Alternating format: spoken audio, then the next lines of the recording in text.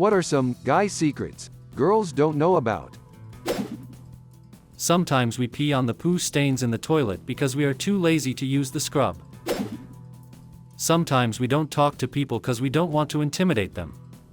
I might see a girl with a cool shirt on, but I don't want to make her think I'm coming on to her or something. Rather than freak her out that a 6 feet 6 inches guy thinks she looks good today, I just leave her alone, especially if we're on an elevator or something where she can't leave if she actually is uncomfortable. Sex isn't all we want in a relationship. I'd rather be with someone who understands me but only does it once in a while than someone who I have sex with every day but don't connect with emotionally and mentally. Some of us are into things like cooking, cleaning, makeup, fashion, etc.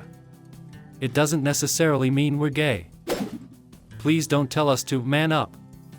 A lot of us were constantly told that growing up whenever we try to express ourselves, so you saying it will often bring up bad memories. If we haven't carried in all the shopping in one go, we haven't done it right. If other guys feel this too, but I'm always afraid of accidentally making women feel uncomfortable in my presence. For example, when I happen to walk in the same direction as a woman in front of me for a while, and am not even interested in women in the first place. My dad served in the Pacific during WW2, a kid from the Bronx. He had never been out of the Bronx in his entire life. Then he got sent to New Guinea. Decades later, as he lay dying in the hospital bed, he told us, as his young friends were being slaughtered by other young men, just before they died, they always cried for their mothers, never for their fathers. He said, they were just kids being slaughtered by other kids, and then they died, in his arms. Their last words were always, "Where is my mother?" Never for their fathers. That affected him for his entire life. And Dad lived a long time. He was the lucky one. My dad fought in World War II on the European front and said the same, guys would always cry out for their mothers. He reinforced how important it was to be gentle and nurturing to a boy.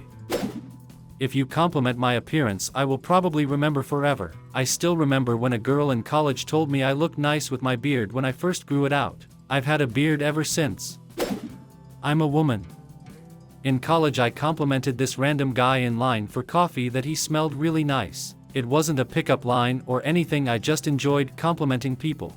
About a year later we ended up having a class together and I didn't recognize him at all.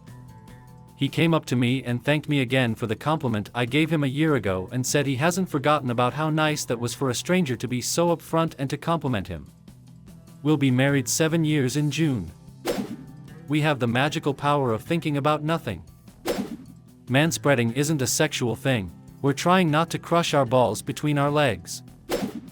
After a shower, we have no problem drying our balls and face with the same towel. Most of the time we try to dry the face first, then the sack. But sometimes we have to go back to the face. We just hope we use an uncontaminated part of the towel. And then by the next day the towel forgets and it resets. And then by the next day the towel forgets and it resets. As an older man, we don't expect you to look like a supermodel as we age together. Yes, at times I do see you as I did 30 years ago and every wrinkle and flaw disappears. Yes, there are times I see every wrinkle and flaw, and know how you got every one of them. They are beautiful too, beautiful too. It's not uncommon for us to genuinely think you're beautiful without any makeup. Those perfectly round toilets suck. It's super annoying when your junk touches the inside of the toilet bowl. The oval toilets, like in most public toilets, are much better. In fact, man, I hate the circle toilets.